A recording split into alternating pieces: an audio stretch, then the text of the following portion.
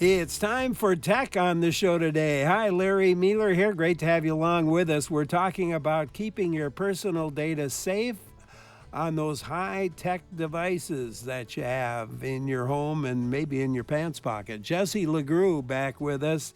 He is the Chief Information Security Officer at Madison College, also a volunteer handler for SANS Internet Storm Center. And as always, he'll talk about lots of things and answer your general tech questions, but we're going to zero in to begin on smartphone security, whether you can trust what AI tells you. We'll talk about the spread of AI to Google and Facebook, how to use it, and whether you can disable it. Jesse LeGroux, welcome back. Good to have you with us. Good to be here.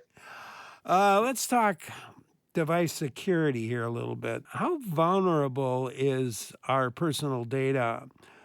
When you're kind of away from the office and home. Yeah, and it definitely depends on probably a couple factors. One, a lot of people take, let's say, pictures, for example, on vacations. Is it only stored on your phone? So if your phone has some kind of damage or, it has an accident, how do you get that information? So is it backed up anywhere? I think that's one of the items to think about. But if you lose your phone and somebody picks it up, what could they have access to? And usually those are the two things I really think about. Am I going to lose some of my data if I lose my phone? But is somebody going to be able to get some of that information if they pick it up? If it's sitting on a sidewalk or somewhere else. So a lot of the items I usually think about to protect the information so no one can get to it is to first have some kind of code or some way to unlock the device. So not having any kind of lock for a device can just make sure anyone who picks it up can easily get into the information. Another option, which tends to come standard for most phones today, but it's encryption. So if somebody can easily take the phone and plug it into another device, are they able to read data off the phone or find a way to take either the storage media, which could be like a little card, a micro SD card or an SD card, can they take that out and put it into another device to read it? Encryption is a big assistance for that to make sure no one can get that information. Later versions of Android OS and iOS for iPhones have those features turned on, so it should lessen the risk.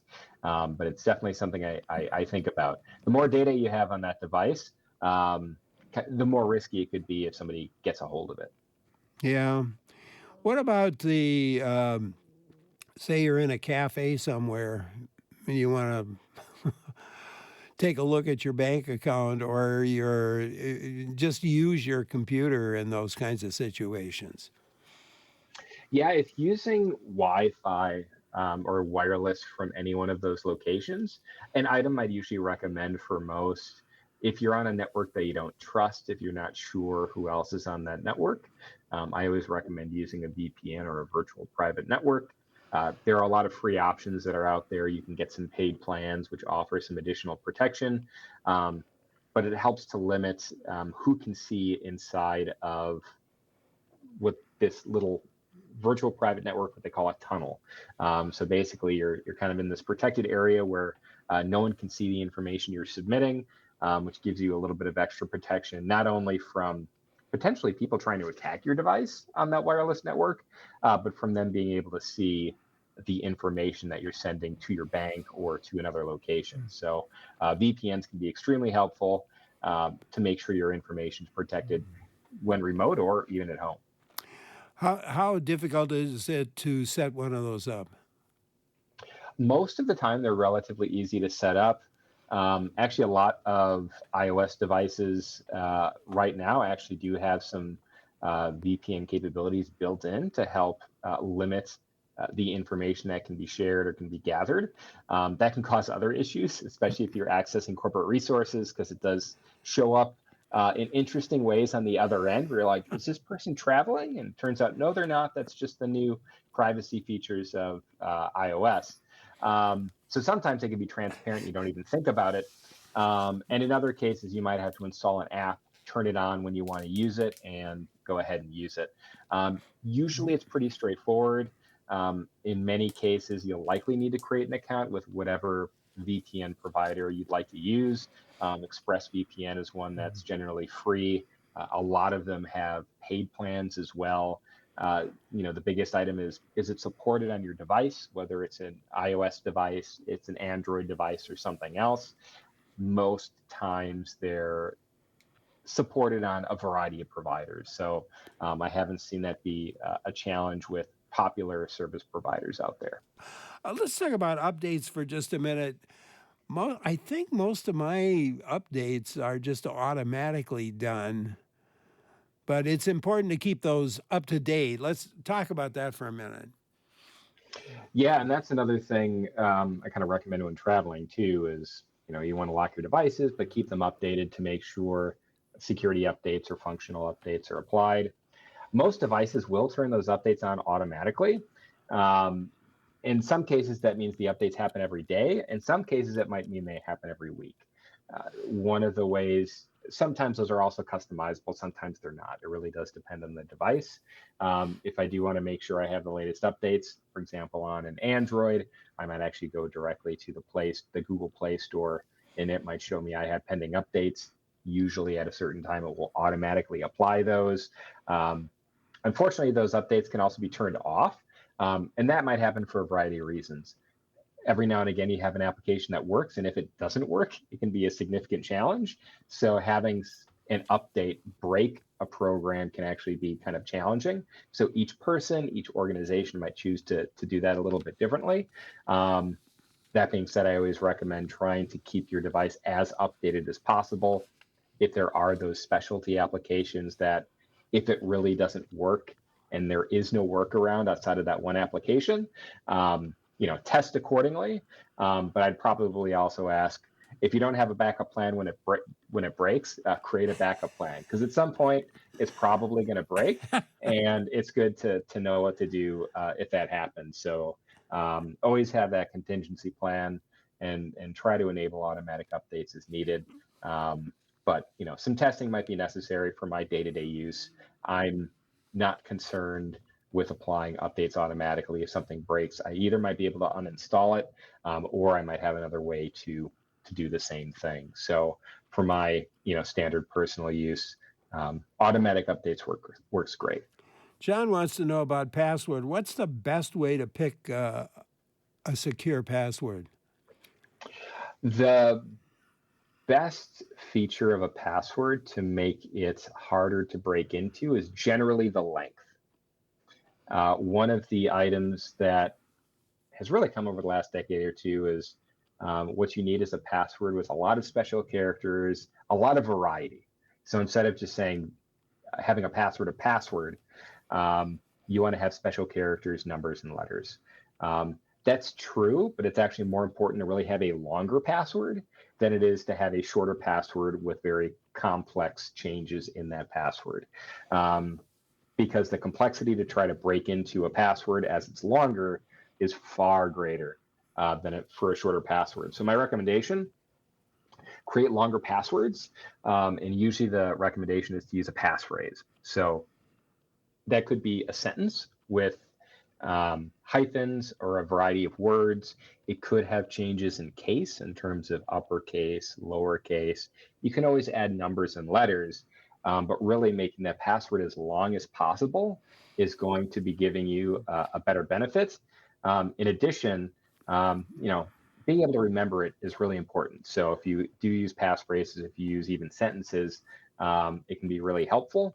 But using biometrics can also be helpful. So that could be using a fingerprint. It could be using facial recognition. It could be using eye scanning. So those can also help to protect access to devices or to services without necessarily needing that strong password. So I'd also recommend looking at those other options because maybe a password, and I think things are going to kind of go in that direction of what they call passwordless. So not having to remember that password, but being able to identify that you're you in a way that's easy, and lessens the likelihood somebody can falsify it. Jesse LeGroux, Chief Information Security Officer at Madison College, our guest today. I'm Larry Mealer for WPR News. Taking a look at your computer and your phone today with Jesse LeGroux, Chief Information Security Officer at Madison College. Zeroing in a little on security today, but we're taking other questions as well. If you get improved security for your device, will it have an added benefit of improving the performance of that device? Yeah, that's a good question. It's probably actually one of the items most people are concerned about is if you do have security updates or enable security features, it might slow down a device. A lot of times, sometimes the security updates will also improve the performance. Um, Security is more than just making sure somebody can break into it. Um, it tends to be also concerns with making sure the device is functioning properly, and making sure that the data on that device remains valid or unchanged, so somebody can't change it. So I would say yes. Can it slow things down when things aren't done properly? Yes, that can happen. Generally, any update, whether it's security or feature related, um, should hopefully improve the function of the device. Feature updates, I would say, are probably more likely to slow things down. When we look at, we're probably going to talk about it a lot more, but artificial intelligence, if there are other processes running in the background of your computer that weren't running there before, it could have the impact of slowing a system down. So with new AI features, if it is using local computing resources, there could be changes in performance. But generally, the hope is uh, it should work better, even if it's not working faster. You mentioned artificial intelligence. We should talk about it. It's now showing up as a feature on Facebook and at the top of the Google searches as well. How can AI enhance the use of these online services? Yeah, I think so. Artificial intelligence has the potential benefit of giving us hopefully more accurate information in a shorter time gap or a shorter amount of work. So, whether we're talking about large language models or LLMs, which is really what we're seeing from a variety of features, including Meta AI or from Google Search, those should hopefully be able to interpret what we're actually asking for in a way that we're actually going to get better search results. At least that's the goal. In some cases, we actually might get less accurate information when we talk about hallucinations. If there's not a lot of information for that program in the back end to make a decision, it might start making stuff up. And so that can create a problem when we're trying to get information. And so there's kind of the balance between how much we can trust the data we're getting back based upon the data that was used to program it. So I wouldn't say trust but verify. I would just say verify, because you just never know how accurate that information is without having a background or being a subject matter expert in what you're researching or looking up. I know Google had to scale back their AI generated search results for that reason, getting inaccurate results. People were being told to eat rocks or put glue on their pizza. Yep. And a lot of it's based upon either the information we're using to train these artificial intelligence applications.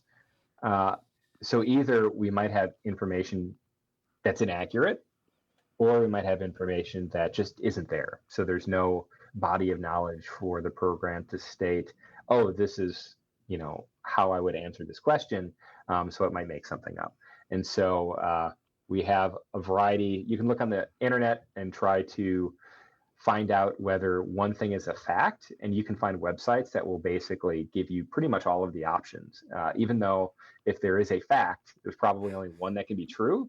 But since all of the data is out there, it really requires effort to filter out some of that information or find a way to um, sanitize the data when training those programs, and that's a challenge when you want to just train something on the internet. Christina in Glenwood, we'll go to you. Hi, Christina. On Saturday, I was using my Android phone, and then a flash sale popped up for the Duluth Trading Company, and they had quality items at a good deal, and you had 20 minutes to make your selections and your purchase. And so initially, I did enter my email, but I didn't set up a full account with a password. And I started noticing that there were unbelievable deals, such as a $400 quality leather duffel bag for $19. And I'm thinking to myself, I'm wondering, is there something going on with this? And so as I was going through all of this, it kept counting down. You have X amount of time. And all of a sudden, it disappeared. So I checked my history to see if I could find out where did this come from, but nothing displayed. And I'm wondering, how can I check whether something got attached to my phone through this situation? Yeah, that's a good question. So one of the risks could be, if you clicked on something either on a website or something else, could some kind of malicious program, something else be on your device.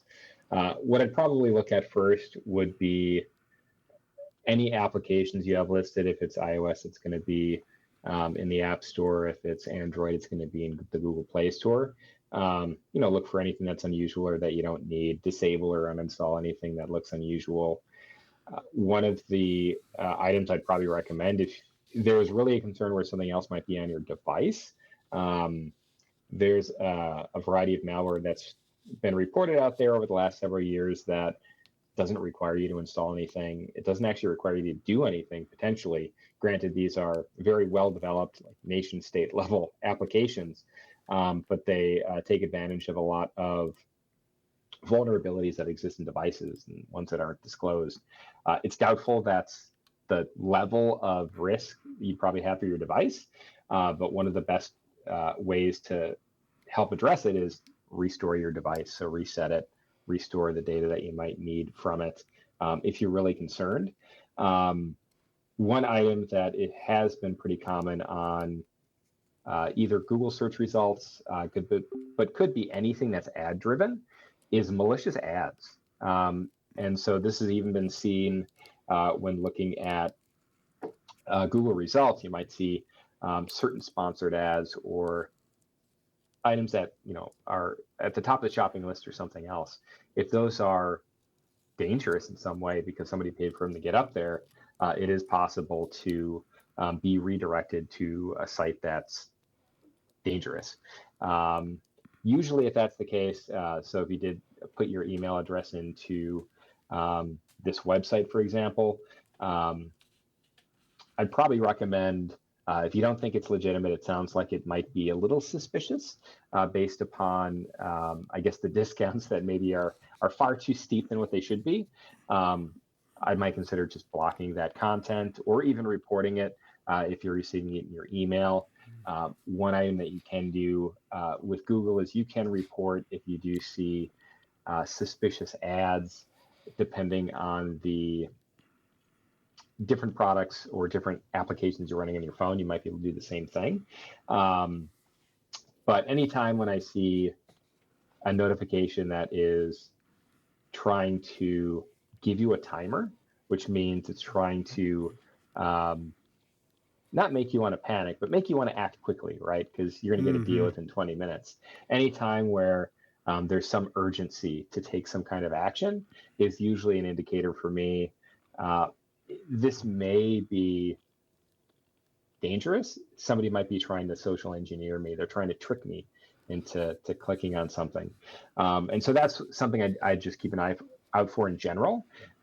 Sometimes those might actually be legitimate, but a lot of times they try to take advantage of kind of our own anxiety to take action or to miss out on something. But if you are concerned with something on your device, I'd recommend a backup and restore your information, including any applications you need. But you can also just look at any applications that might be installed in your device using Google Play or the App Store. And then just keep an eye if you do see an ad, and it is a great deal and it's sponsored. Sometimes those sponsored ads have been problematic and have basically been paid for by scammers to try to get more people to click on it. Yeah. Christina, thank you for calling. Along that same line, Ken had emailed to say they're having trouble. They keep getting fraud alerts letting them know they need to get a new credit card. I would call the credit card company on that. Yep. Right on the back of your card is the number. Yeah, and that's what I'd recommend doing as well. And sometimes, and a lot of the fraud prevention services, they change over time, but a lot of them are a little bit more automated. So you're going to get a phone call, you're going to get a text message to validate charges. But those same kinds of automated notifications can also be falsified. So someone might try to state they're the bank and try to get you to enter information that you don't want to. Looking at the back of your card, calling that phone number, since you know it's should be the legitimate phone number, is a good idea.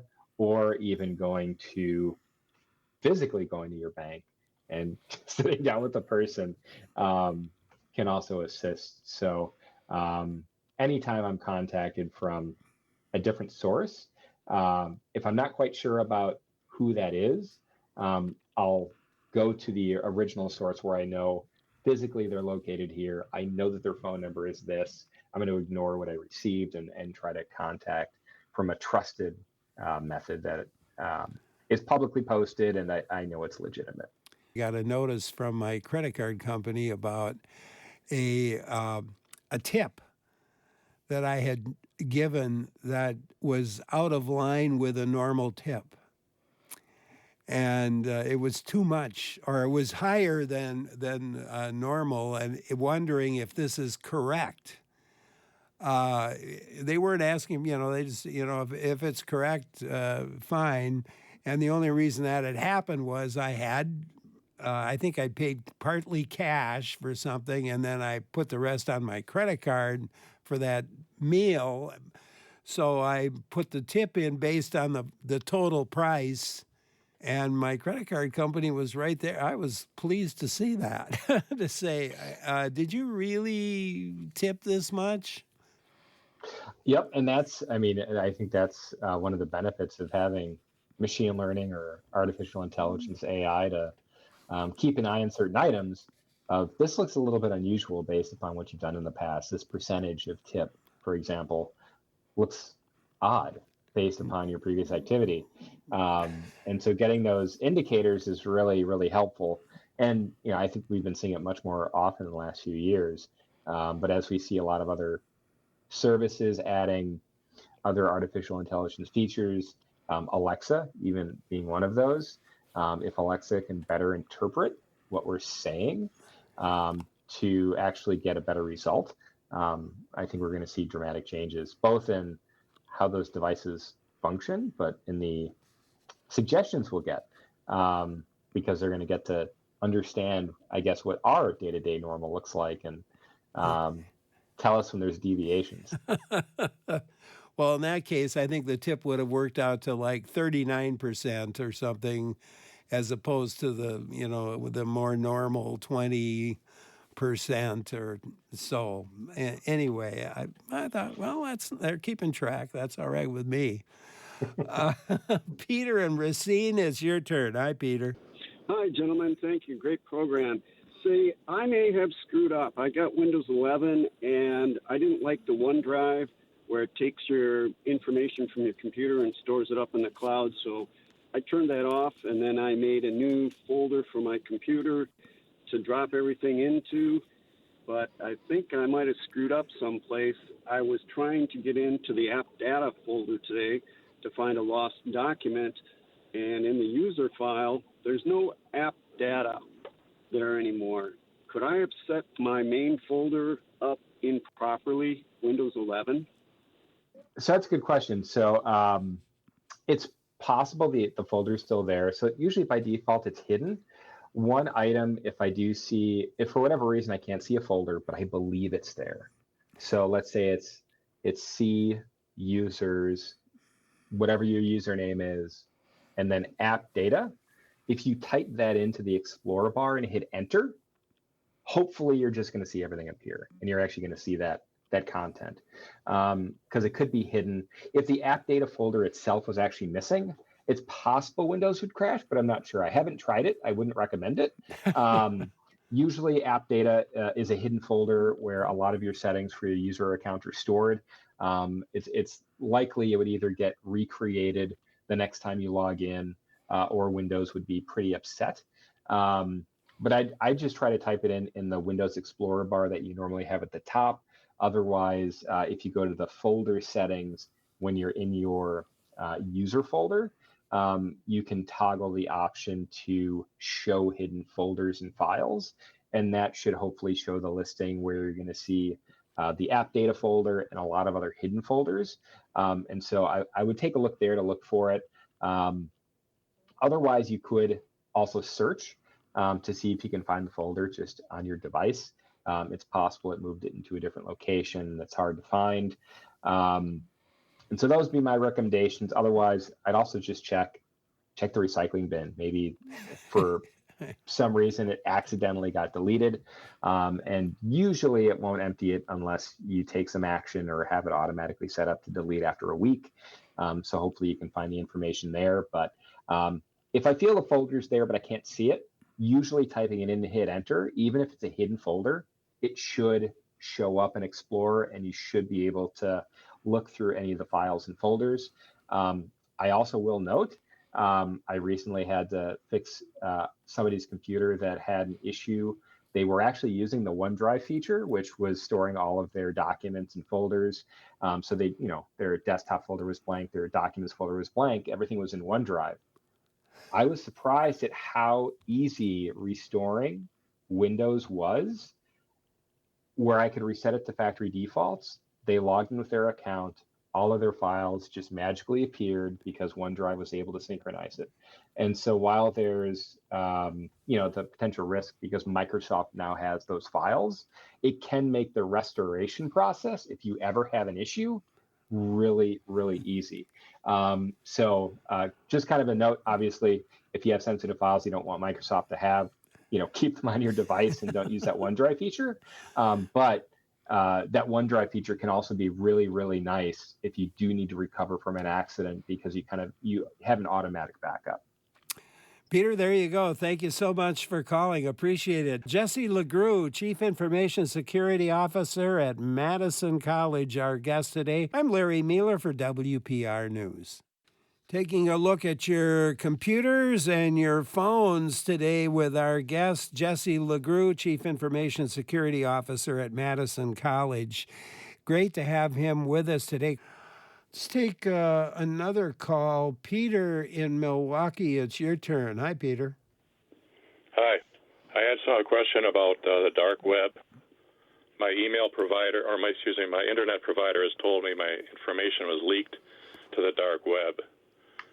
I wonder what to do next. But another question would be, if I ask an email broker to remove my name from their list, is this by law they must do this, or is just a request? And then a similar, if I ask an email sender to unsubscribe, is there any law they must unsubscribe? That's a good question. So I'll probably caveat with, I'm not a lawyer, so I only know so much about what's out there in terms of the requirements for different organizations.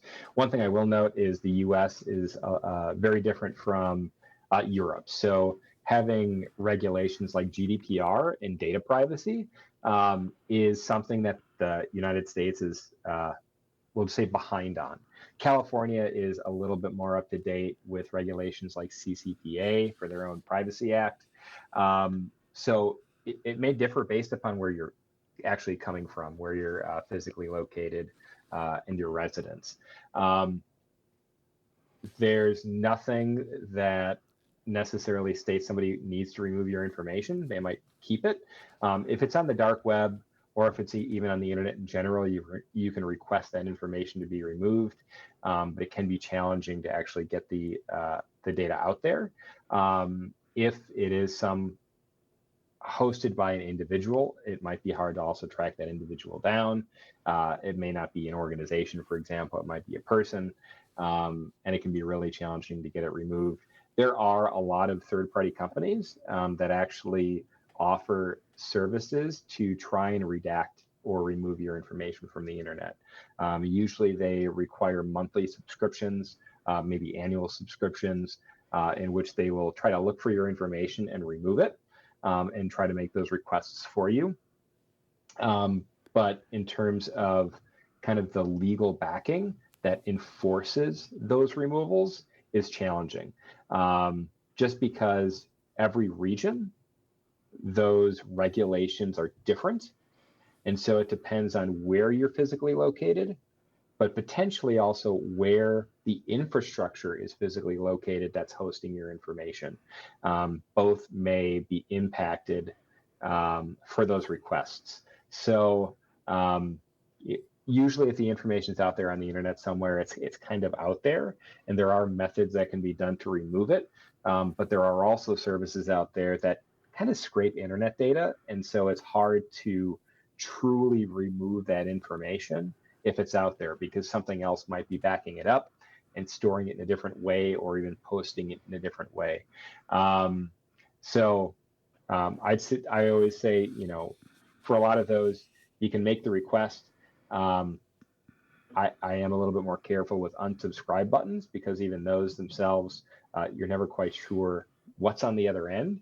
Is this a valid unsubscribe? Could I potentially be using this unsubscribe button, but actually getting subscribed for something else? Because the trustworthiness of that other side is hard to know.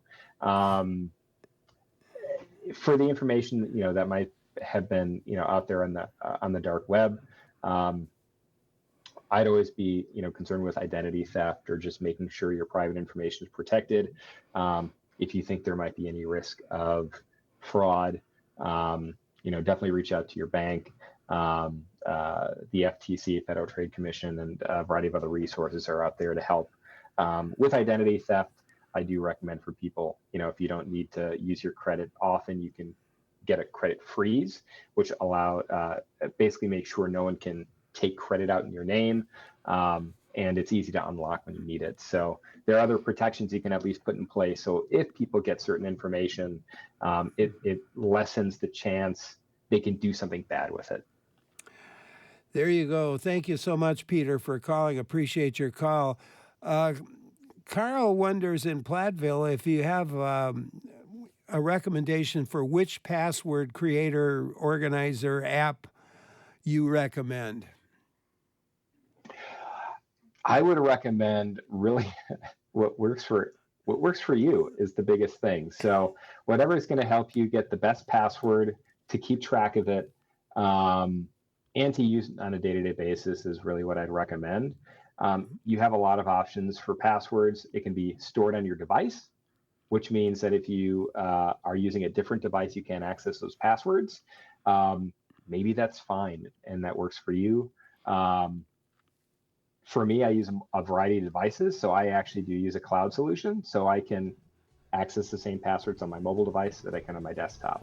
John had called, couldn't stay with us, wondering where he can find a tutorial for operating a new cell phone. He said he hasn't found helpful YouTube videos. Oh, that's a good question. So it probably will depend on the type of device you're using. If it's a smartphone, usually you can get pretty good information,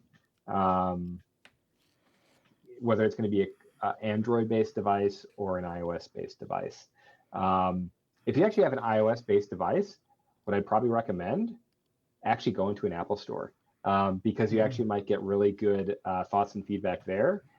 If you have an Android device, you actually might want to go to your cell phone provider, because they actually might have some information they can give you at the store, or recommend other resources to go to.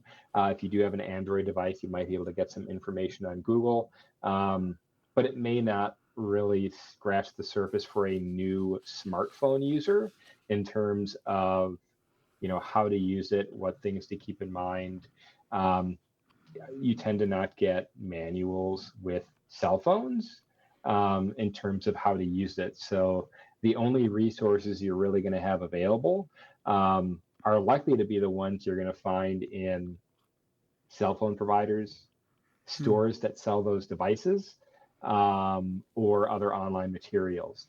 The nice thing with a lot of stores is sometimes they'll have events for people on how to use certain devices, whether it's a Windows device, a Mac OS device, an Android device, and it's specifically geared towards new users. So there's likely something in your community or a close community that will have some kind of instructional area where you can learn a little bit more about your device. But first, if it's iOS, go to an Apple store. That's going to be the best place to go to start. If you do have an Android device, go to any store that actually sells them, because you might find out they actually have classes that are either free to get into, or they'll know of a resource to get to, so you can actually get more instruction actually from a person. That's probably going to be even easier, because they'll tell you, how do you want to use the device? Let me show you how to do that. Because our smartphones can do a lot. You may not care about 90% of it. You only might want to know how to do two things, and actually going directly to one of those resources might help you out. Good points. How can you tell? Here's another question from a listener. How can you tell if an email attachment or website is maliciously trying to steal access to your device? Yeah, it's a good question. Without diving into a lot of resources, it's hard to know, actually. In some cases, when looking at an email, it may be difficult to understand where is a link going to. Is that resource legitimate? Is it dangerous? One of the items people usually recommend, if you have a link, to know if it's safe or not, you can hover over it to understand, is the website going to a safe location? Does it look safe? Just because it looks safe, unfortunately, doesn't mean it is. And so I think that's the most challenging aspect of pretty much every email. You're never quite sure if a link is going to be valid. In many cases, people will change characters, and some character sets look very, very similar, but they're different. Yeah. So it may look like google.com, but it might not actually be google.com. So what I'd always recommend is assume it's dangerous, especially if you didn't anticipate the email. If you didn't anticipate the email, if you didn't anticipate the attachment, you have no idea what it's for.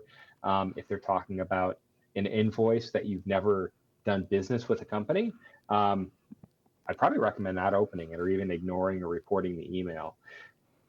Otherwise, if you do get an email that's asking you about something and trying to get you to go to a link, rather than clicking on the link, you can either type in the URL or go to that source on the internet and try to retrieve it manually from your account. So, for example, if you get an email from your bank saying, hey, this looks unusual, please click on this link to open your invoice.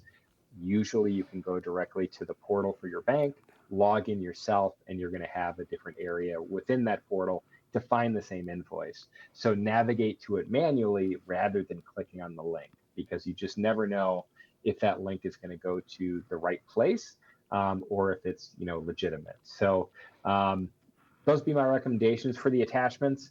A lot of email systems will try to filter out anything that's dangerous, but they're not 100%. They can still load a website that might be dangerous. And a lot of times you'll have, let's say, a PDF document that instead of having malware in that document, it has a link to a different place that is trying to collect information or that has malware. So the document itself looks safe, but the destination it's going to take you to is unsafe. And so whenever you see something where one thing is leading you to another thing that's leading you to another thing, that can also be an indication someone's trying to hide something. It shouldn't be this difficult to get what you're going to. So they might be trying to hide that dangerous nature by making you go through multiple steps. Oh, man. Let's talk about AI a little bit more. As the next generation of AI, that's being trained by what we do on social media, or is it? Yeah, well, and it depends on the AI or artificial intelligence we're talking about. So I would say generally yes. So a lot of AI models are being trained on publicly available data sources. A lot of those might be social media. Um, as an example, Facebook or Meta, a lot of information is likely being trained from interactions people have on Facebook or information they have publicly posted. Um, with the privacy question that came up earlier in terms of if I request this information to be removed, will it be removed? Well, it depends on where you're located. So I think one of the items that's a lot of people aren't comfortable with is Meta using information from Facebook to train AI models, whether it's public or non-public data. And because of the European Union requirements and their privacy laws, they have different notification requirements for certain changes to privacy than we do in the United States. And so that's highlighted some items where we don't think we're going to let you turn on those features. So a lot of Meta AI features to collect and train data are enabled for the US, but they're not enabled for the European Union simply due to their legislation. So that's some of the challenge behind where you're located matters in terms of what data is being used. But definitely, I'd say any source that people can try to find information and make these profiles. Honestly, people are trying to make this better for the consumer. So if they can learn more about an individual's habits, it can generally train how to serve that individual a little bit better. And so that could be Facebook, that could be a different device for home automation that you have. Maybe if it knows you go to bed at 8:30 every night, it can automate certain tasks around your house or make it more comfortable for you when you're sleeping. So there's a lot of options for it. And I think people are going to use just about any data source they can get that's going to give them a better end result. Matt in Fitchburg emailed to say they're longtime users of Windows Office, primarily Word, and every year about this time they encourage or attempt to shut down Matt's service and get Matt to repay about $100 to renew the service. There doesn't seem to be a rhyme or reason to it. Is this standard operating procedure for Microsoft subscriptions?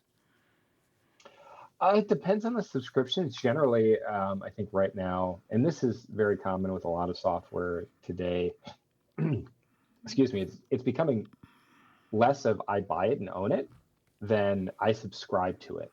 So Microsoft Office, for example, is one of those where you might be paying per month or annually to maintain using the software or to get software updates. It could be either one.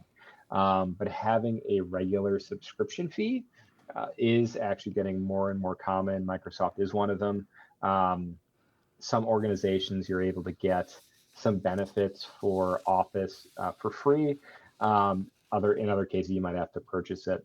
I do have one that I use for testing, and it is an annual subscription that I pay once a year to Microsoft to maintain my license.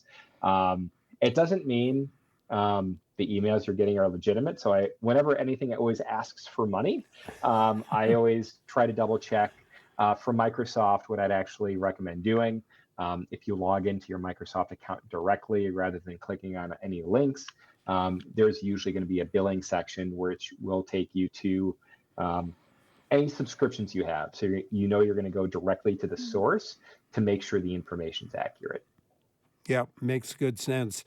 Frederica in Blue Mounds called to say they're getting about a dozen robocalls a day, some of which are political. Is there a way to stop them? Not a great way. So there's some ways you can report to the FTC and to others in terms of spam phone calls.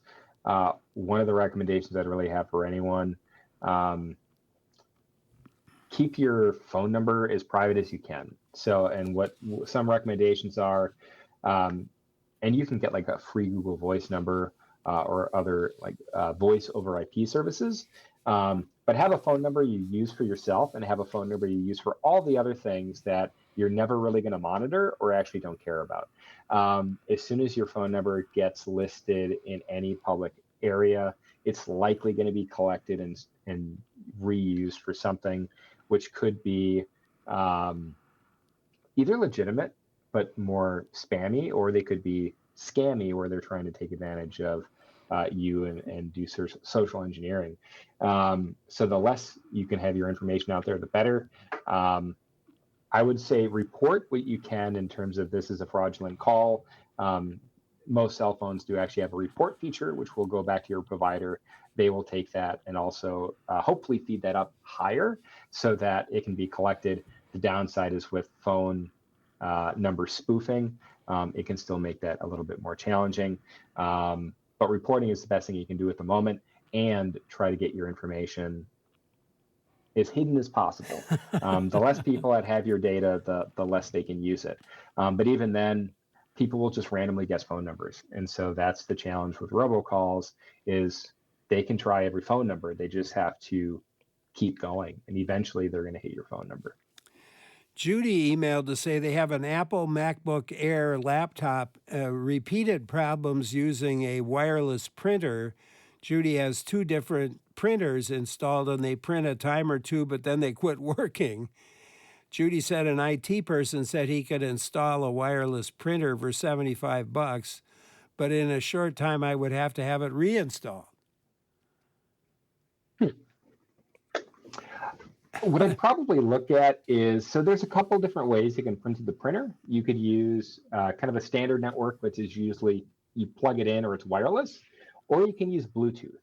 If you're using Bluetooth printing, you need to generally be a little bit closer.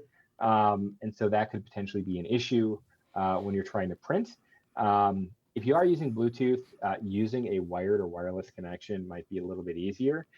You might actually find if you do have a home network, if you do have a wireless network connection, you might actually be able to plug in your printer into your home network, which most devices these days can just find. If you're on wireless and you're on that same local network, it can probably find it and print to it.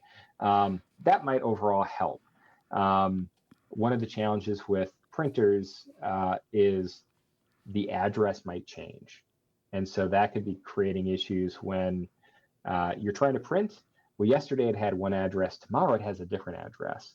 There are other things you can do to make sure that doesn't change. But a lot of times you may need to rescan your local network. So it's going to be different from device to device. One thing I'd recommend, if you have access to it, you can try to set an address that doesn't change. For any of those items, though, you might still need help. So if you don't know how to necessarily change those settings, it still might be a good idea to have somebody come and take a look at your home network and either plug it in or set it up wirelessly. You might be able to plug it in without any additional purchase. And then as long as you have it so the address doesn't change, hopefully it helps with that overall experience. Yeah, I just plug mine directly in, and I never have any problems that way. For sure, and I did. I had problems, and then I just started doing it directly, and I eliminated all those problems. Well, Jesse, it's always a pleasure. Gosh, thank you so much for taking time to be with us today. I really appreciate it, and hopefully you'll be back with us again. Looking forward to it. All right. Thank you so much. Jesse LeGroux is the Chief Information Security Officer at Madison College, where he assists in implementing strategies to protect the privacy of institutional data. It's always great to have him with us, and he will be back in a month or two, and we'll do it all over again with him. I'm Larry Mueller for WPR News.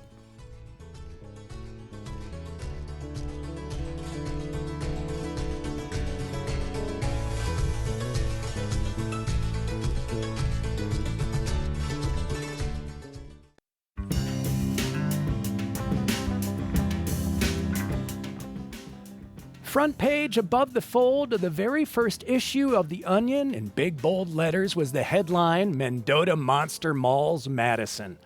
Now, almost 40 years later, The Onion's brand of satire has grown a little more sophisticated. For example, the headline that reads, "No way to prevent this, says only nation where this regularly happens," which has appeared regularly almost 40 times in The Onion. I'm Lee Rayburn, filling in for Larry Mealer today on The Larry Mealer Show, and we're talking today about the history of The Onion with two guests.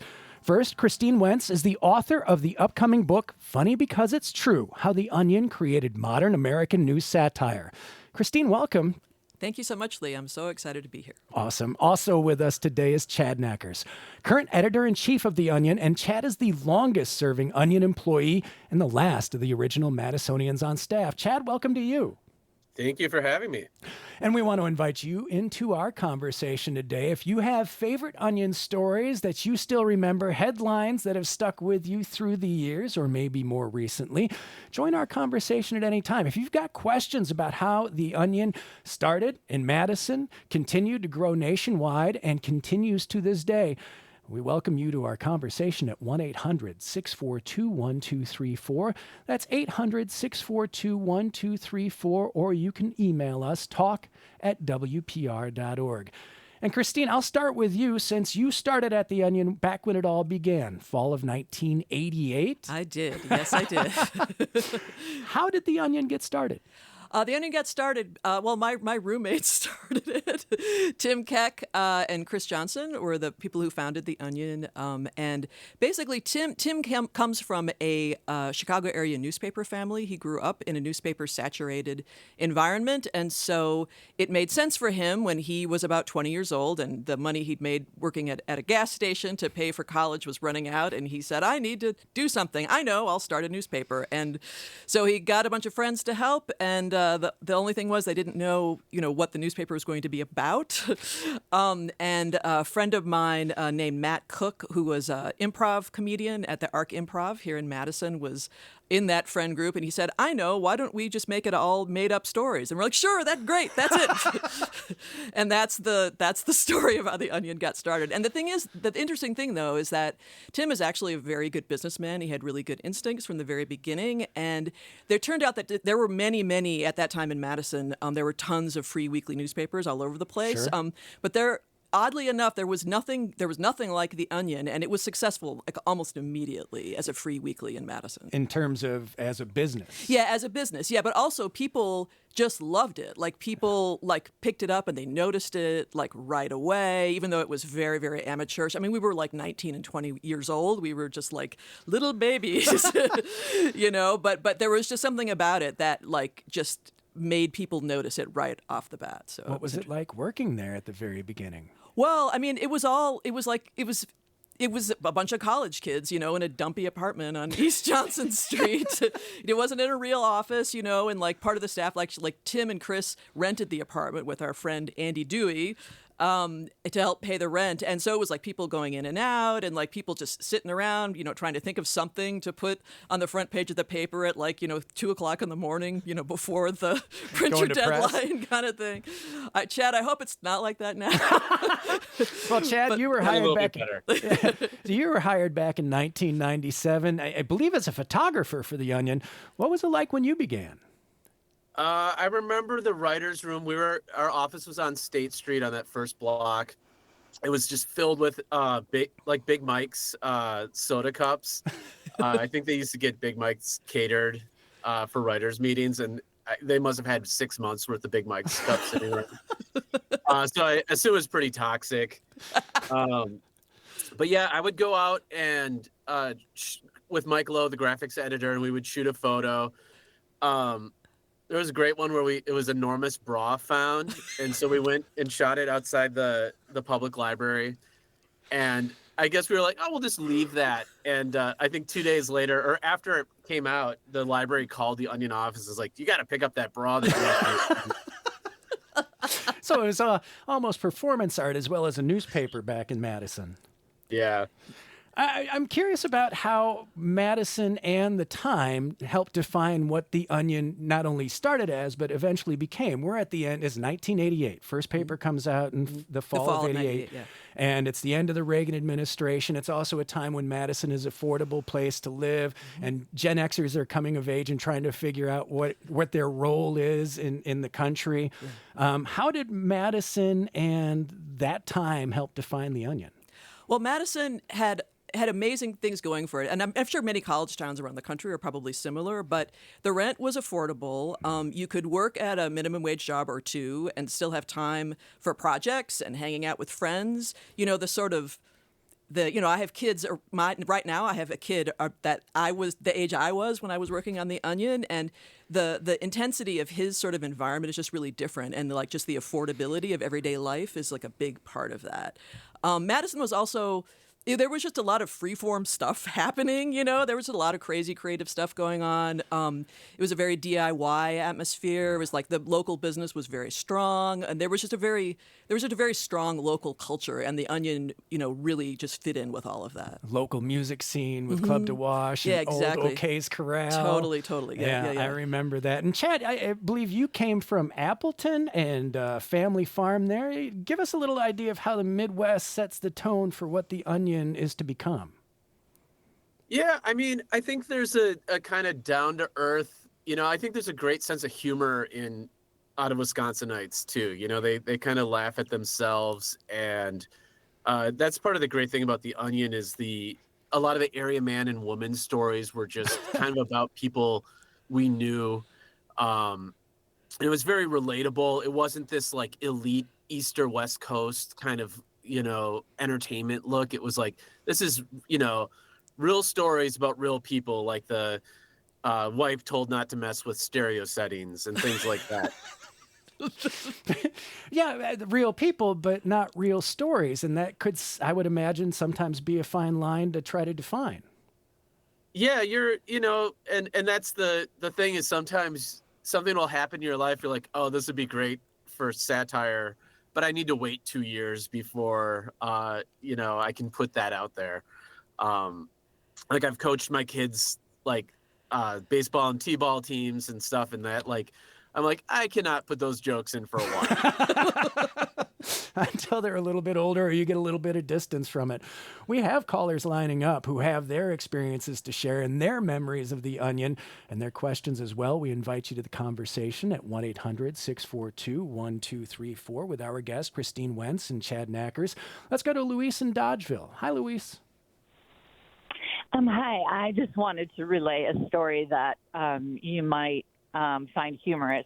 I was living in Chicago, and I was a big fan of The Onion because I was always like, because I grew up in Wisconsin, I'm like, it's from Wisconsin, it's super funny and smart. And so I had all my friends read it. And then I kind of got obsessed with The Onion, and I was like, I want to go visit their headquarters, the address listed on the mast, you know, and tell them, like, all these Chicago people love them, and, you know, they have a big fan base. So I drove from Chicago to Madison to go to University Square, because that's the address, quote unquote, that, and I wandered around for at least an hour, like, where the heck is the Onion office? And then finally it dawned on me, and I was like, that is the best joke ever. Like, it doesn't exist. There actually was an office in University Square briefly, but then I think it was just like the PO box was University Square. But did you go to the arcade while you were there? No, I think I just like got a coffee and like laughed my head off on University Avenue. Well, if you'd waited a little while, Luis, Chad, I believe you're down in Chicago today, right? Yeah, and I remember visiting Chicago from Madison, and there were people selling copies of The Onion, and like came up to me and was like, "Want to buy The Onion for $2?" What? I was like, I was like, well, I work for that newspaper, and it's then free. I like showed, and I was like, there, and they didn't care. They was like, "Where's my $2?" So I gave them $2. Well, any way to make a buck. Thank you for the call, Luis. I love that story. Let's go to Richard in Two Rivers next. Richard, good morning. Hi, I had an alternative coffee shop for 25 years, and we used to die to get the Onion, and we'd have people running up from Madison as soon as it came out. And I remember one particular headline that kind of fits with the modern times of when I think it was Communist China, believed that we were remodeling luxury box suites in the White House, and they believed it. And I'm wondering if that ever had more repercussions in, I think in society, people believing the false narrative, what they thought about that. Interesting. Christine? Well, actually, Chad, you remember this is the one about the retractable dome over the. Yeah, it was the Capitol that Congress is vowing to move to a new Capitol unless they got a retractable dome, and then it was picked up by like a Beijing newspaper, and they just reported it as real news. And then I think their reaction was when told it was satirical and it was a joke, they just said American newspapers are filled with lies. Well, that's the Onion. Yeah. It's interesting. When I was working on this book, it did cross, because I started working on this book during the first Trump administration, when everyone was talking about fake news, like bad fake news for the first time. And and it did cross my mind. I was like, oh, wait a minute. The Onion didn't have anything to do with this, did it? And the verdict seems to be no, it didn't. But one thing, I talked to a news satire scholar named Amber Day, and she said she didn't think that there was any kind of direct connection, but possibly, maybe people reading the Onion being in existence for 25 years might have let people, that when they first would encounter like a questionable form of fake news, like, oh, that's just a joke, right? Like that can't be real. That's just a parody, right? So that seemed possible to me, especially since the first time I ever saw Fox News was in Penn Station in New York City in the Amtrak lounge, and like I literally thought it was a parody, right? So, and that absolutely comes from having read The Onion for 25 years before that. So anyway, I don't think there's a very strong connection there, but it is something that crossed my mind that, and the question of just how news satire is different from the sort of what I think of as the bad fake news is something that I discuss in the book. And I know that Chad has talked about that in some interviews he's done also. Are there other headlines that other folks took seriously that you had to deal with at The Onion? I believe a Bangladesh newspaper had taken, we did a story about, I think it was Buzz Aldrin claims that or he's convinced by conspiracy theorists that the moon landing was faked. And they picked that one up. And then we did another one in 2013 was Kim Jong-un named sexiest man alive. And I think that again was Chinese newspapers picking that up, that we were so right about this hunky dictator. Hey, Richard, what was the coffee shop that carried The Onion? It was called the Culture Cafe. And this call will be recorded. Oh, okay. And where was the coffee shop located, Richard? The Culture Cafe was located in Manitowoc, and we always had to go through wits end to get that paper up here from Madison as soon as it came out. And, we carried the Shepherd and the Onion, and it was always a staple. What was it like, Christine, getting that paper out and around Wisconsin? How did that get delivered? I was going to say, did people just drive here and pick up a pile of onions and take them back to Manitowoc? Yes. Wait a second. All right. Richard, thank you for the call. You owe us money. $2. Chad, I do want to follow up on that and ask, as a current editor-in-chief at The Onion, what the challenges are like in this current media climate. We talk about how it started in '88 with the institutional, traditional media, but now you've got propaganda purported to be news. You've got facts that are labeled fake news. And how does satire find a place in the current media climate today? I think we play a pretty big role. Part of it is that, unlike normal news publication, we don't need access. So we can kind of get to the truth about things because we don't need the interviews, And I think that's an important distinction. And, right now, I think people are feeling frustrated by like the New York Times and Washington Post who, their editors or owners are kind of determining what they can cover and how they should cover it. And we're just kind of free to do what we want. Christine Wentz, our guest, author of the upcoming book, Funny Because It's True, How the Onion Created Modern American News Satire. Chad Knacker's also joining us, current editor-in-chief at The Onion, and the longest-running employee of 27 years and going strong. And you can join our conversation, 800-642-1234. That's 800-642-1234, or email talk@WPR.org. I'm Lee Rayburn, and for Larry Mealer today on WPR News.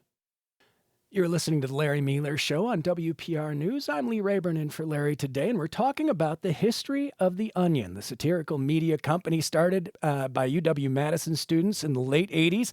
Our guest, Christine Wentz, author of the upcoming book, Funny Because It's True, How the Onion Created Modern American News Satire, and also joining us, Chad Knacker's current editor-in-chief of The Onion. And if you enjoy the conversation, I want to let you know that Christine will also be interviewed by Steve Paulson from To the Best of Our Knowledge, coming up Tuesday, March 18th at the Arts and Literature Laboratory in Madison. It's free and hosted by the Wisconsin Book Festival. We've got a lot of calls to get to today, so let's just continue with the conversation and your favorite memories of The Onion or your questions for those who worked there and continue to do so. Paul in Marshfield, we'll go to you next. Good morning.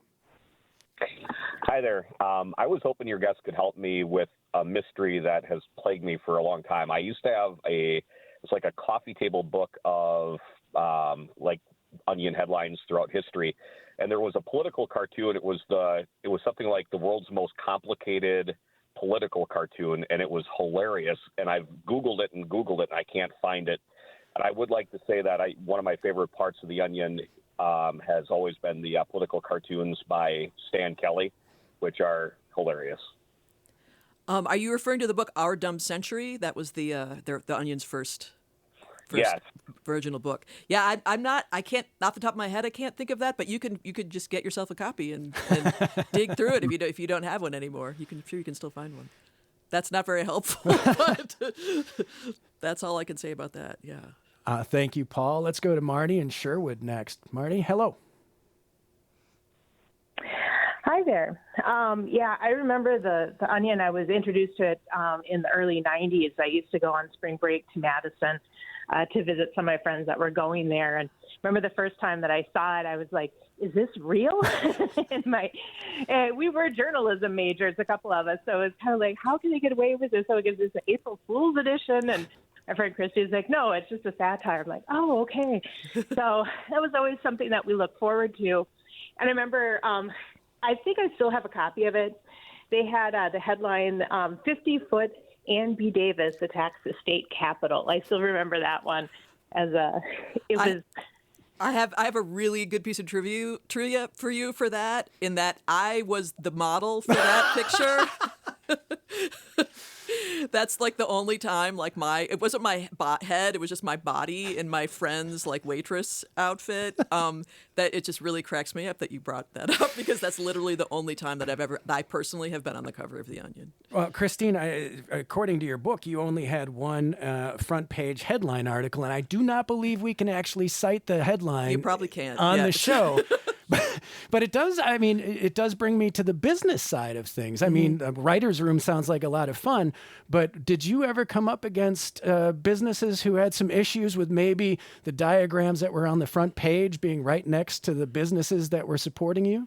Yeah, when I was there, I don't remember much like that happening. It was still pretty freeform. I personally had nothing to do with The Onion becoming famous in the 90s. I was reading it, and I was friends with some of the people who were there. But later on, yeah, they definitely had some issues, people who didn't think certain things were funny. And they acquired, however, a really great lawyer, perfect guy from The Onion, a guy named Ken Artis, who's from Black River Falls. And the story of how he came to be part of The Onion is in the book. But all I can say is they literally hired a lawyer who walked in off the street, but he turned out to be the perfect lawyer for The Onion. Do you remember Ken, Chad? I do. Yeah, he was a bit of a shark. Yeah, he was pretty hardcore. Very, very, very good at making certain conflicts go away, I think. Yeah, some of his conflict resolution strategies were very novel and not necessarily by the book. Yeah, exactly. Chad, I am interested in how the business side of things has evolved over the years that you've been there. Yeah, so I do feel like there's been a certain amount of incompetence on the business side for most of the time I've been there, whether it's been independent or, we've gone through different owners through the years, and not always a great appreciation for what the Onion was doing or what it stood for. The worst part was probably when we were owned by Geo Media and it was private equity. There was zero investment in things that are meeting readers where they are, like video and staffing and things like that. So that was always a challenge, and we were chasing page views at a time when that's just sort of non-existent anymore. And when Global Tetrahedron, which is like a fictional company in the Onion, bought us for getting real meta there. We decided to change our model, and we've gone with a membership model. So we brought back print, and you can sign up. I believe it's $99 a month right now, and you get a print issue every month, and some other goodies from time to time. But that's we don't have to be so focused on ads, and yet we will still do content for people if they want. White label stuff if it's requested. So it's, we're kind of more open, and we're allowed to do what works best for us. But that is a long time coming for the business side of this, for the Onion. And if Christine, you go into this in detail in your book, and it is fascinating because it is a struggle, and you don't necessarily see that, and maybe don't want to see it as a fan of the Onion, as a consumer of the satire.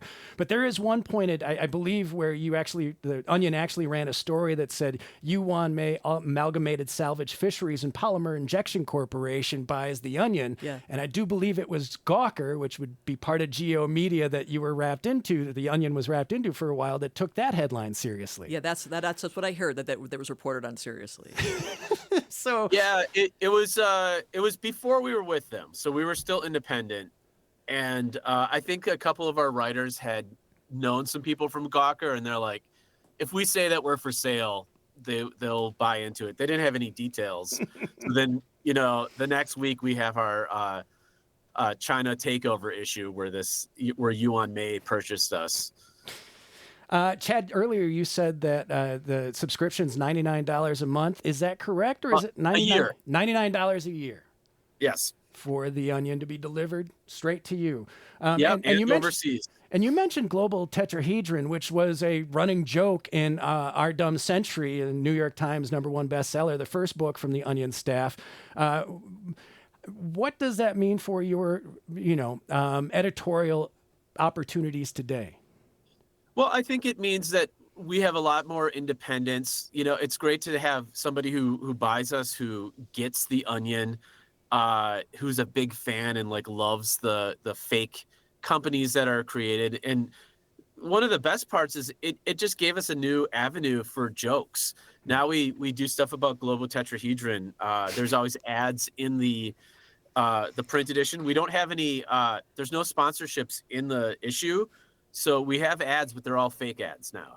So that's another whole way to make jokes too. And they'll say the ads are, because that's something the Onion hadn't really done before, was a bunch of fake ads. So and of course I had to get a print subscription right away, and they're actually they're really good. They're very Onion. Yeah.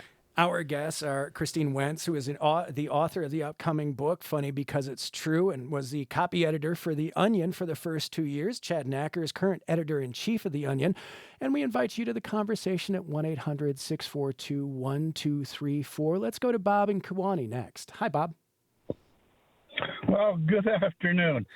I'm just curious, with the actual news coming out of Washington for the last 2 months, is something one might have expected to see you guys writing.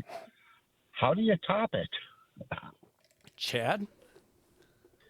So, in the past, the Onion was we would just throw stuff out there. We'd write our headlines, put the jokes out there.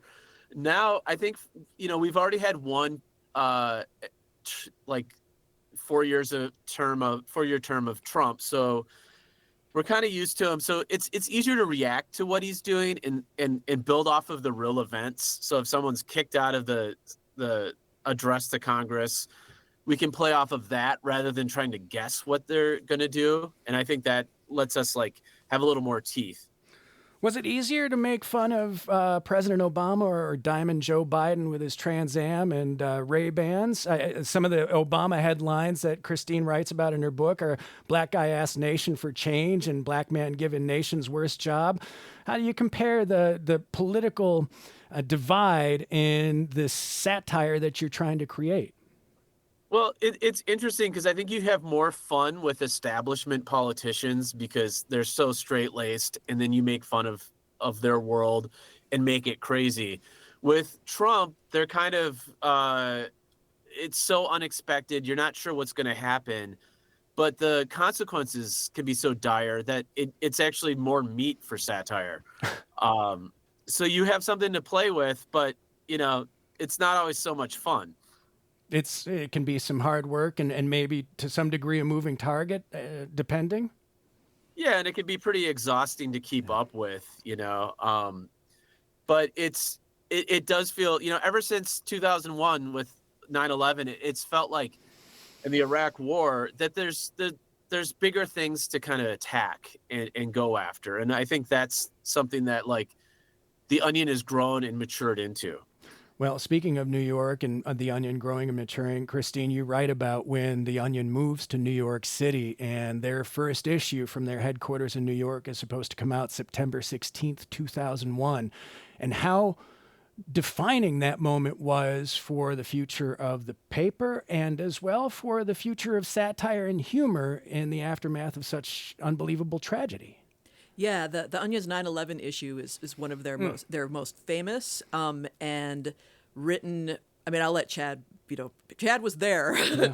I was actually living in New York at the time, although I happened to be out of town that day. So the scenes I'm describing in that chapter are things that I remember also. But that issue was really, really important for the Onion, and they pulled off something that I think is truly spectacular in a very short period of time, and it really. The response to it was just so positive. It really made people feel better during an extremely dark and difficult time. It was profound in ways I don't think anything else could have been at the time because it was like an exhale. Chad, what was it like for you being there at the time? You really thread that needle. Yeah, I mean, all of us we moved to New York in January of that year, so we had only been there for 9 months. But now we're residents of New York City, and the biggest terrorist attack in the history of the world happens. And it was a dark time. Like there's all over the city, you can see the two pillars of black smoke, going over the city, and the posters for missing, people who worked at the World Trade Center or in the downtown area. And it was very heavy. And I think that's like part of the reason we really were careful about how we put out the issue. We were talking to like our office manager and business staff members and just, kind of making sure that everything seemed right because we didn't want like a false note. And, there was a lot of talk that irony was dead at that point. And, I guess we took that as a challenge that, you can attack these things that are horrible with satire and give people a respite from the tragedies and horror. Yeah, made people laugh again, and it made people in New York City laugh again. And I think it was incredibly brave, Chad, and I imagine there were some real debates about whether or not it should even happen. Yeah, I think there were some people who were like, we shouldn't even touch this. It's just too hot of a topic. And but on the same hand, we had lived there for 9 months and this had happened to us as well. And so, I had smoke. I lived in Brooklyn. I had smoke pouring down my street during the aftermath and papers flying around. So it's like, it was very real. And I think it was necessary for us too. We needed the outlet. That's Chad Knackers, editor-in-chief of The Onion. Also joining us, Christine Wentz, who was a copy editor for The Onion in its first 2 years and the author of Funny Because It's True, How the Onion Created Modern American News Satire. We return to your questions now at 1-800-642-1234. Dale and Baldwin, good afternoon. Hey, good afternoon. Thank you so much for taking my call. And first thing I want to say is to your guest, thank you so much for helping me hold on to my sanity in these crazy times. I think that I started reading The Onion about the time that my subscription to Mad Magazine ran out. Picking up on an earlier caller about truth being stranger than fiction. I hope you will find it as funny as I do that I regularly take real news stories and we'll put the Onion masthead on them and then post them out on my Facebook page, proving, and then I will put the actual story, whether it's to Newsweek or wherever, proving that that truth definitely is stranger than fiction. So, and I sent a couple of examples to that to the email account. Also, you've also given me a great outlet for our now grown kids. The only gifts that they're allowed to buy me are anything that relates to the Onion. And then the last thought is, I am definitely, you have given me my high aspirations as I enter into retirement for a twilight career. So I would love to follow up and find out how I could join the team. So thank you. Whoa. Chad, you are an American hero, sir. If you want to, I'm not sure what email. There's probably a public feedback. Perhaps you can contact that. We don't usually take solicitations, but if you want to try to contact us, you certainly can, and we'll see if we can get you a trial or something. Let's go next to Mary Fran in Madison. Mary, good afternoon. Hi. So I have a story. It was very ironic to me. I worked in an office building on Wilson Street overlooking the lake in Madison. And on my floor, there was an Onion office, big Onion, like words on the outside of their door, which had no window. And I was told that it was the business section of the Onion. There was zero silliness about that place that I thought was incredibly ironic and deeply disappointing. Well, now, wait a minute, Mary Fran. If you had the writer's room next door, you might have had a lot of nudity, so I'm not so sure that necessarily would have been a benefit. Actually, at that point, the editorial office was in New York, actually. Okay. And so it actually was the business office and the graphic design team, and I think the AV Club was partly in Madison still at that point. So you had like the responsible adults were the people that were there. And yeah, at that point, because the editorial staff and the business staff separated, like physically separated, and before the business staff moved to Chicago, it was on an office on East Wilson for a little while. There you go. Mary Fran, thank you. I do want to mention, Christine, the crossover between public broadcasting and The Onion, because you had some time here at Wisconsin Public Radio, but you weren't the only one. Yeah.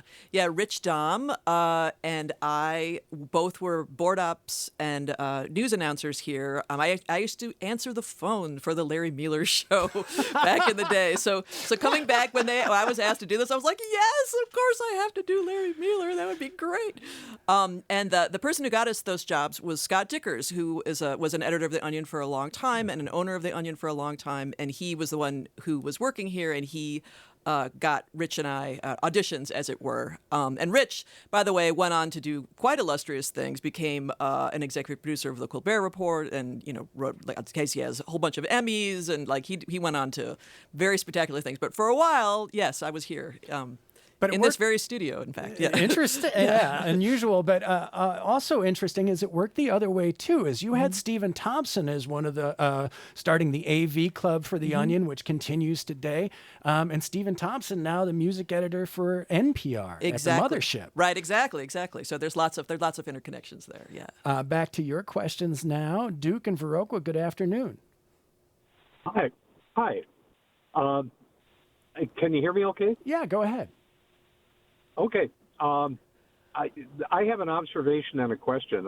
It's a burning question. The observation is, Madison had a long history of satire prior to the Onion. The Cap Times, starting in the 30s, used to have an April Fool's article every year, and one year they had a picture of the Capitol dome collapsing on the front page from all the hot air in the Capitol, and of course Kentucky Fried Theater started in the early 70s when I came to Madison to go to school, and the Zucker brothers. I remember their sign on one of the down on State Street. It was a fake headline: "Boy trapped in refrigerator eats own foot," and of course they went on to Hollywood and did the airplane movies and had careers in entertainment. And when I worked for the Cardinal in the early 70s, we had an April Fool's issue, but we were all just amateurs. And the Onion took it to a whole new level and kept it there for a long time. But the question that I've wondered about every time I pick up the Onion is those four people that you ask the question to every issue. It's always the same four people. They've been answering questions for 35 years. Who are they? Are they relatives? I'll hang up and listen, but I have to have an answer. Chad, Christine and I are going to sit back and laugh, and you go ahead and tackle this. Yeah. So originally the first there were 6, and they were all black and white, and those were all just college students. And then I think in 98 or 99, we wanted the American Voices to feel more like the USA Today and have like a more diverse background. So we went and I think 2 people we found on State Street, the young woman who's on there. There's a middle-aged woman. I believe we just went up to her. One of the people is, or one of the persons is worked at Chowtara, which was owned by Himal Chuli, with me. And so we shot him. And then we had an African-American teacher who we shot, and he was only in for about a week. And he said his kids in class were going so crazy because they found out he was in the Onion. He's like, please, you have to get me out of here. So we switched to a stock model for about 10 years. And then we shot a photo of a friend after that. Wasn't one of them the Onion's UPS driver? That's the Yes. story there. Yeah. Oh, wow. Yes, he would come in every time, and he was the kind of the hunky UPS driver that everybody loved. he was known on State Street for sure. From one teacher to another, let's go to Don in Marshfield next. Don, good afternoon. Hello there. Hi, Don. Hello. Hi, I'm a long retired anatomy teacher from the UW system, and up here in Marshfield, it's heavily religious. But there was a wonderful article in the Onion called "The Pope Excommunicates 5 More Organs." All right.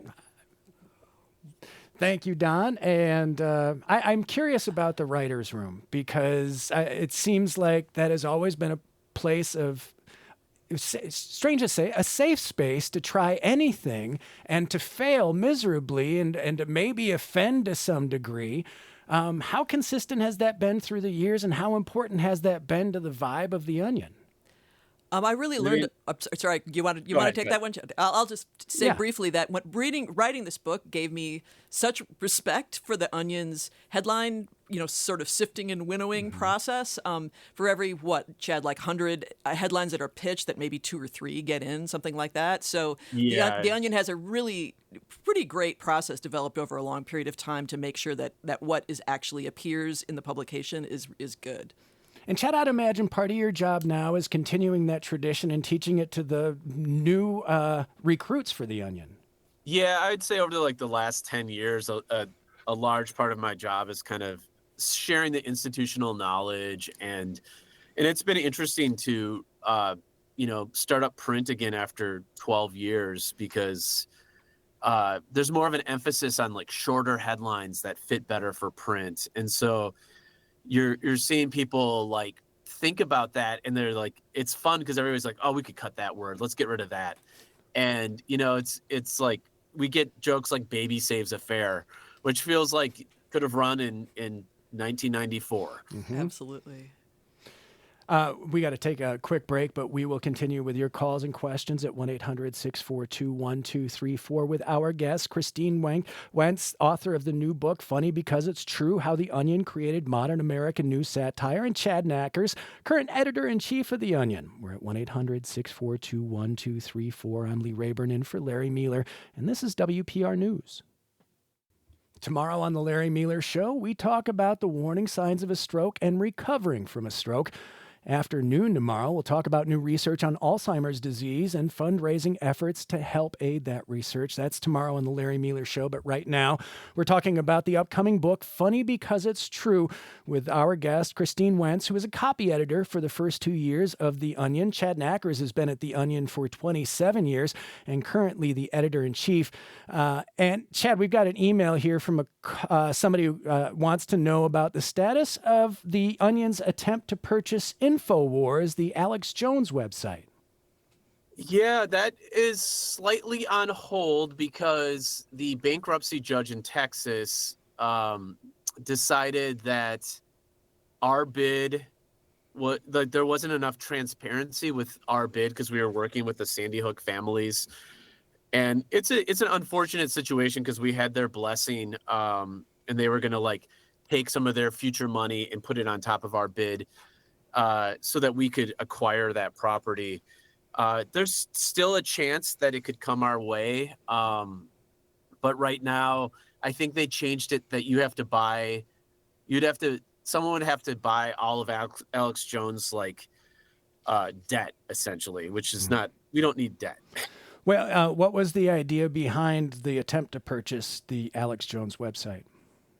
I think what it was is that, it has put so much bad conspiracy theories out into the world, and we wanted to use it for satire to put out something that's like good and powerful, and use it as another vehicle to write jokes. Christine Wentz, I want to ask you about the anatomy of an Onion story, because you do go into this in detail in your book, and it's not. I mean, it's a science, but also an art at the same time. And the way I could surmise it was a quote from your book, John Cruson, whose mother was actually in Sterling Hall when it was bombed in 1970, which is another weird crossover. Pardon me. He says, "We try to make fun of jerks." Yeah.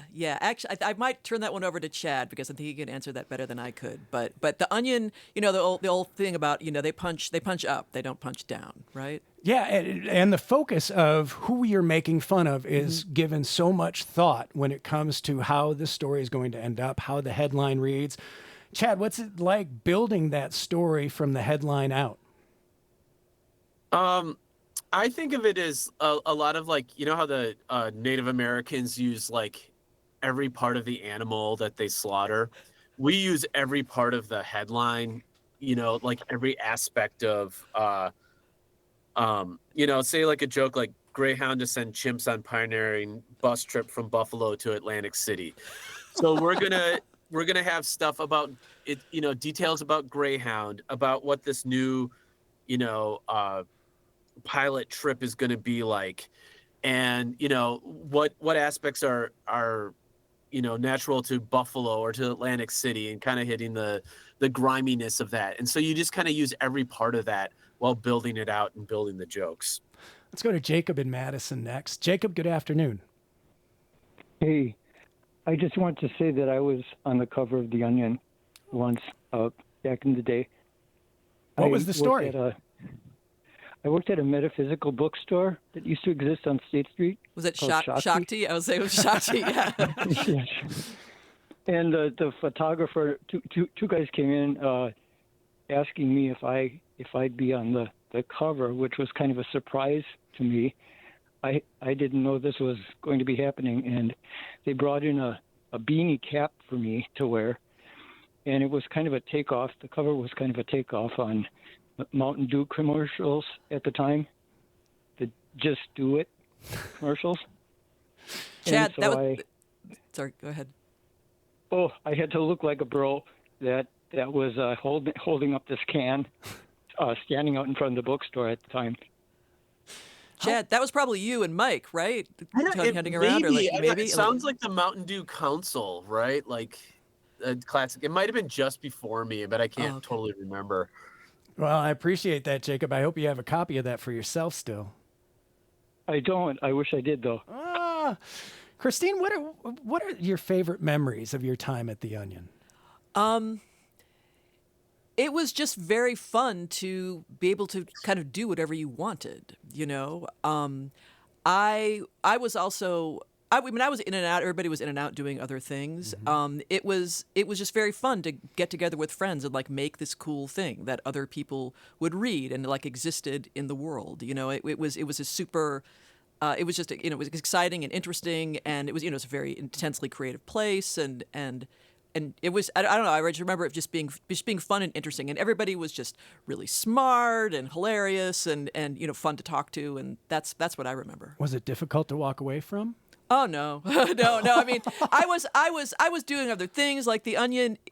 It's interesting because I was involved in the very, very beginning, and so I'm sort of an insider and an outsider, to the Onion at the same time, which gave me an interesting perspective when I was working on the book, right? So like I'd heard Chad's name a million times, but Chad, I don't think I actually met you until I was actually working on this project, right? And it was the same with other people from the 90s group, but the people that are on the cover of the book, I only knew a couple of those people, and I actually only met a lot of the Gen X crew when I was working on the book, because I left the Onion to go edit Seattle's alt weekly, The Stranger, which happened to be started by the same people who started The Onion the first year. Tim Keck was the publisher of The Stranger also. So basically, the first year of The Onion, they sold the paper to three guys who continued it, and then that same crew moved to Seattle and started a real newspaper called The Stranger, Seattle's alt weekly. And that included Dan Savage as well, formerly of 4-Star Video here in Madison.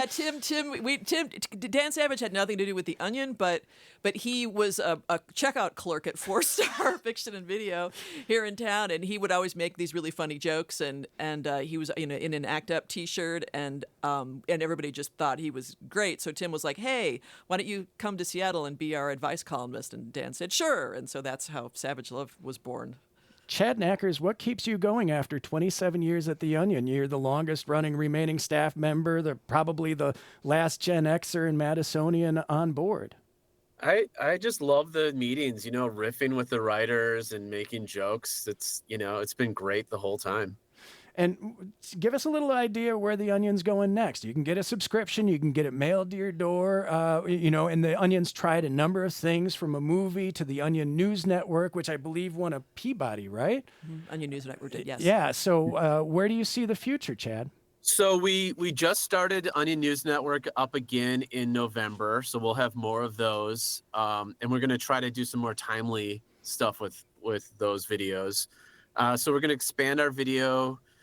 We're going to do more with print. I think we're going to keep expanding print too, and offering different things. We might do a whole glossy magazine at some point. Interesting. And we're going to explore and do things. We're going to do public events. We want to get it out there in the world, and and reach young people too. We're on TikTok now and YouTube Shorts, and we're just trying to find that next generation. Chad Knackers, thank you so much for joining us today. Thank you. Chad's the current editor-in-chief of The Onion, and Christine Wentz, our guest as well. Her book comes out next Tuesday, and a reminder, she'll be interviewed by Steve Paulson from WPR's To the Best of Our Knowledge at the Arts and Literary Laboratory in Madison as part of the Wisconsin Book Festival. Christine, thank you so much to you. Thank you for having me. And, of course, the Larry Mealer Show is a full team that makes this possible each and every day. Thank you for joining us. I want to remind you our producers are Clara Neipert and Joel Patnaud, our technical director today, Jeff Robbins, and, of course, our executive producer, Jill Nadeau. My name's Lee Rayburn, in for Larry Mealer today, and you're listening to WPR News.